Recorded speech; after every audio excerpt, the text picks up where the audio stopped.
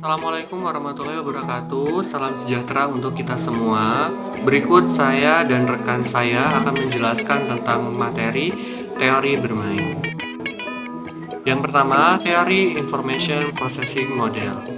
Teori Information Processing Model adalah teori dasar bermain. Kemudian anak akan memperoleh pengetahuan teori Information Processing Model, yaitu teori tentang model proses informasi pada memori manusia.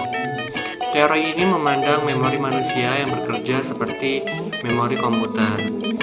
Jadi, di teori ini sendiri itu terdapat yang pertama, encoding yang mengumpulkan dan menghadirkan informasi, kemudian ada storage yang menyimpan informasi, selanjutnya ada retrieval yang menggali kembali ketika dibutuhkan.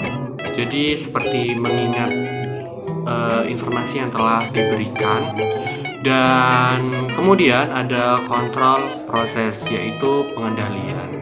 One eternity later. Yang kedua, teori arousal modulation. Teori arousal modulation dikembangkan oleh Berlin pada tahun 1960 dan dimodifikasi kembali oleh Alice pada tahun 1973. Nah, teori ini menekankan pada kegiatan bermain sendiri atau anak yang suka melakukan eksplorasi terhadap objek bermain serta menjelajah lingkungan bermainnya. Yang ketiga adalah teori kebutuhan. Anak adalah individu yang memiliki minat yang unik, pengalaman, keterampilan, serta kebutuhan. Agar dapat memberikan pembelajaran yang efektif, maka guru perlu memperhatikan kebutuhan anak. Salah satunya, meningkatkan kebutuhan menurut Maslow adalah kebutuhan kognitif. A few minutes later. 4. Teori Zone of Proximal Development. Teori Zone of Proximal Development dikembangkan oleh Vygotsky dan sering disingkat ZPD. Zona perkembangan proksimal adalah jarak antara tahap aktual dan potensial anak. Menurut Vygotsky, dalam grind belajar dimulai ketika seorang anak berada dalam zona perkembangan proksimal. Baik, saya akan melanjutkan materi selanjutnya. A. Kesehatan. Jadi, anak yang sehat cenderung akan memilih berbagai jenis kegiatan bermain aktif daripada pasif. Karena banyaknya energi yang dimiliki anak membuatnya lebih aktif dan ingin menyalurkan energinya tersebut. Sementara anak yang kurang sehat cenderung akan mudah lelah saat bermain hingga lebih menyukai bermain pasif. B. Perkembangan motorik. Kegiatan bermain aktif lebih banyak menggunakan keterampilan motorik, terutama motorik kasar. Dengan demikian, anak yang memiliki keterampilan motorik yang baik akan lebih banyak memilih kegiatan bermain aktif dan begitu sebaliknya, lebih cenderung bermain yang pasif. C. Inteligasi. Pada setiap usia anak yang pandai, lebih aktif dan permainan mereka lebih menunjukkan perhatian dalam permainan kecerdasan, dramatik, konstruktif, dan membaca. D. Jenis kelamin. Anak laki-laki bermain lebih kasar ketimbang perempuan dan lebih menyukai permainan dan olahraga daripada berbagai jenis permainan lain. 1 hour later. E. Lingkungan anak dari lingkungannya kurang bermain ketimbang anak lainnya. Yang di rumahnya dikurung di dalam rumah, tidak diperbolehkan main di luar lingkungan rumahnya. F. Status sosioekonomi. Anak yang dari kalangan atas lebih menyukai kegiatan yang mahal, semisal bermain di mall, mengikuti lomba atletik, bermain sepatu roda. Sedangkan anak dari kalangan bawah terlihat dalam kegiatan yang tidak mahal, seperti berenang, bermain sepak bola, dan bermain permainan tradisional lainnya.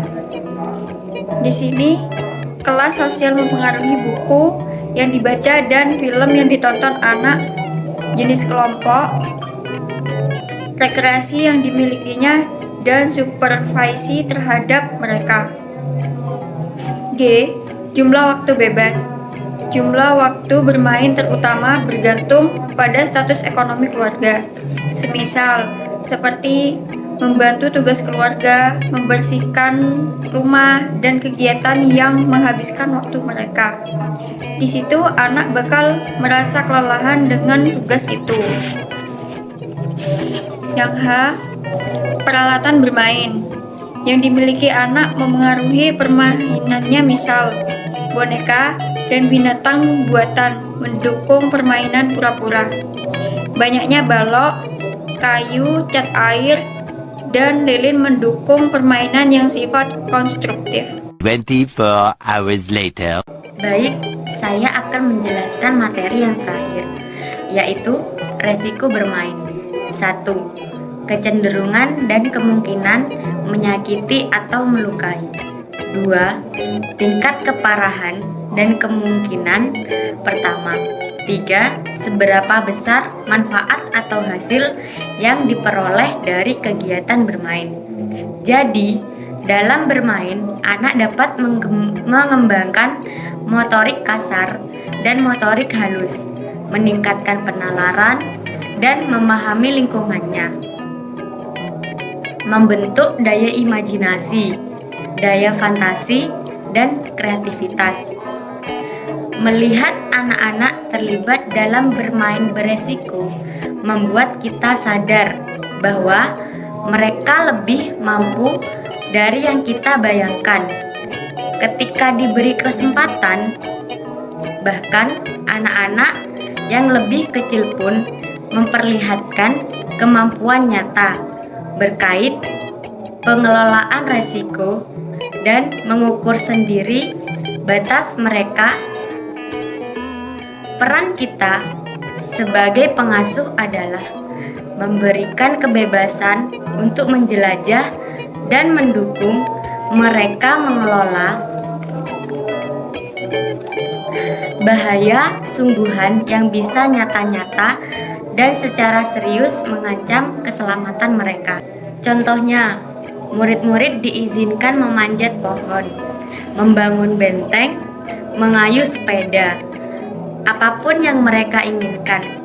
Sekolah tersebut adalah bagian dari suatu penelitian yang menemukan bahwa ketika murid diperbolehkan main yang beresiko, mereka akan lebih bahagia, dan sekolah juga mencatat lebih sedikit kasus perisakan dibanding sekolah yang tidak mengubah pendekatan mereka. Terima kasih atas perhatiannya.